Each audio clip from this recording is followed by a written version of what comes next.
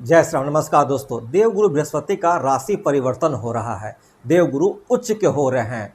मकर राशि जातकों के जीवन में इसका क्या प्रभाव पड़ेगा, आइए इस विषय पर हम बात करते हैं। आप मकर राशि के हुए, आपके सप्तम भाव में बृहस्पति उच्च होकर के प्रवेश करेंगे। 19 अक्टूबर को दिन के 12:57 पे बृहस्पति मिथुन राशि को छोड़ करके कर्क राशि में गोचर करेंगे, आपके सप्तम भाव में गोचर करेंगे और ये यहाँ पे रहेंगे 4 दिसंबर की रात 8:39 पर और पुनः वक्री अवस्था में मिथुन राशि में चले जाएंगे। अतः इन 46 दिनों में मकर राशि के जातकों पर बृहस्पति के गोचर का, बृहस्पति के उच्च होने का, बृहस्पति के अपने पुनर्वसु नक्षत्र में होने का, बृहस्पति को अपने स्थान बल का क्या बेनिफिट्स मिलेगा, आइए इस विषय पर हम बात करते हैं। यह सप्तम भाव है। बृहस्पति जब केंद्र स्थानों में और 4 नंबर की राशि कर्क राशि में आते हैं तो फिर यह हंस महापुरुष राजयोग का निर्माण करते हैं। पंच महापुरुष राजयोगों में से हंस महापुरुष राजयोग बृहस्पति से बनने वाला योग होता है, जिससे जातक का मान, प्रतिष्ठा, यश, कीर्ति, वैभव में वृद्धि होती है।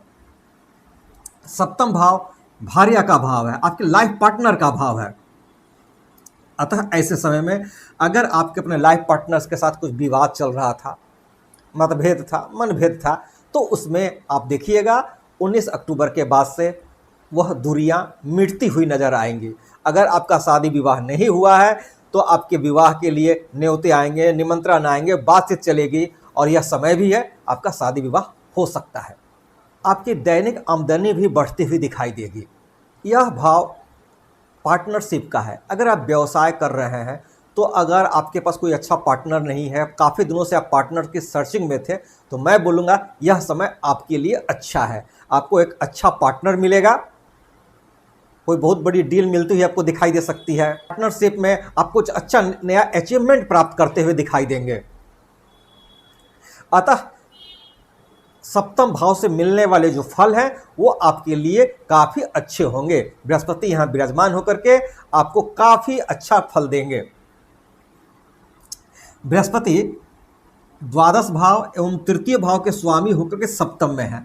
अतः ऐसे समय में जातक अगर चाहता है अपने लाइफ पार्टनर के साथ पहाड़ों, कंदराओं पर घूमने का अगर उसका प्लान है, वह जा सकता है, अच्छा है। ऐसे समय में जातक विदेश में रह रहा है या विदेशी शैक्षणिक संस्थाओं से या विदेश से कुछ इंपोर्ट एक्सपोर्ट का काम कर रहा है, मैं बोलूँगा यह समय आपके लिए ही है।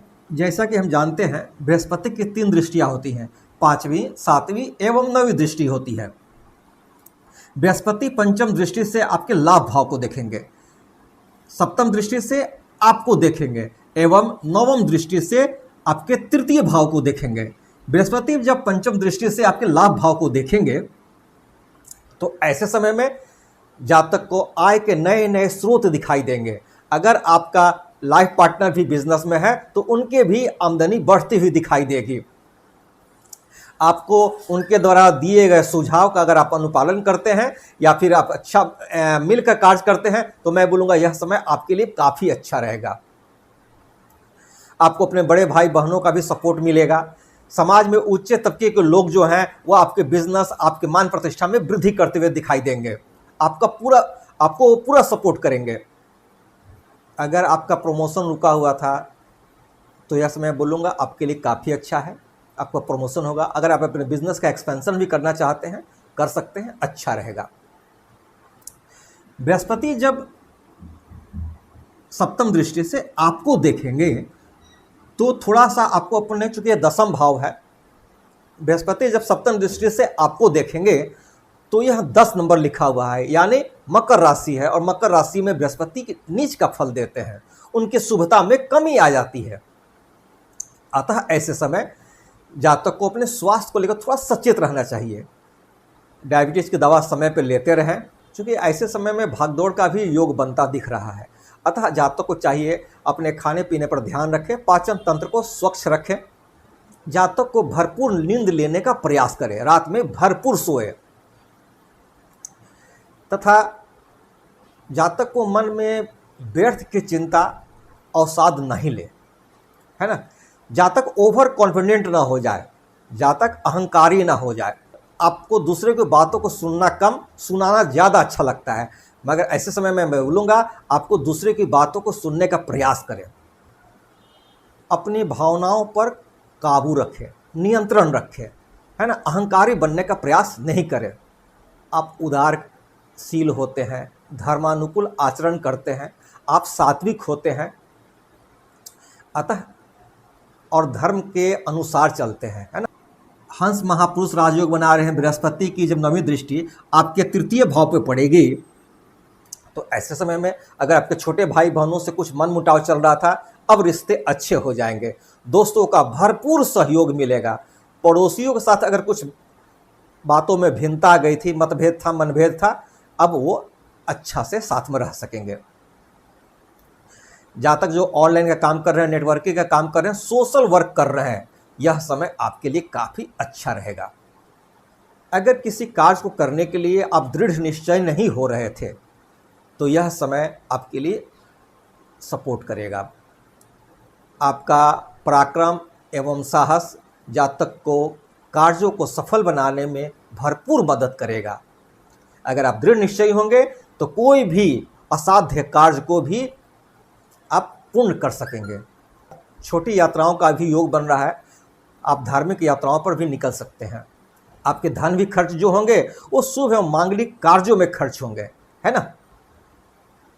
अब कुछ जातकों का यह प्रश्न हो सकता है कि क्या सभी जातकों को इन बृहस्पति के उच्च होने का, पंच महापुरुष राजयोग का, सप्तम भाव का, स्थान बल का लाभ मिलेगा? जिन जातकों की जन्म कुंडली, लग्न कुंडली में बृहस्पति उच्च के हों, स्वराशि हों, अपने मित्र के घर में हो, सूर्य से अस्त नहीं हो, डिग्री वाइज मजबूत हो, तो मैं बोलूँगा आपको पूर्ण फल की प्राप्ति होगी। वहीं बृहस्पति अगर आपके लग्न कुंडली, जन्म कुंडली में 6-8-12 में हो, सूर्य से अस्त हो, नीच राशि यानी मकर राशि में हो, डिग्री वाइज कमज़ोर हो, शत्रु के घर में विराजमान हो, तो फिर आपको फलों की शुभता में कमी आएगी। साथ ही साथ जातक को अपनी महादशा, अंतर्दशा, प्रत्यंतर दशा का भी ध्यान करना चाहिए, है ना, क्योंकि इसका भी काफ़ी प्रभाव पड़ता है। जातक को चाहिए गुरु के संबंधित बीज मंत्र ओम ग्राम ग्रीम ग्रोम स गुरुवे नमः का पाठ करें। अपने गुरुजनों, श्रेष्ठ जनों का आदर करें।